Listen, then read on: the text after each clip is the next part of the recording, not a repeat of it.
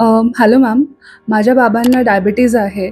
So diabetes असल्यामुळे त्यांना त्यांच्या खाण्यावर खूप रेस्ट्रिक्शन आहे. आम्हाला कळत नाही की त्यांना भात देऊ, पोळी देऊ, किती देऊ आणि दररोज बोलतात मला काहीतरी नवीन-नवीन द्या. तर प्लीज तुम्ही मला गाईड करू शकता का? हो, नक्कीच. आणि हा जो प्रश्न आहे फक्त तुमच्या बाबांनाच नाही, तर अशा बऱ्याच सगळ्या मधुमेही रुग्णांना पडतो, की पोळी भात नाही खायचा, मग काय खायचं?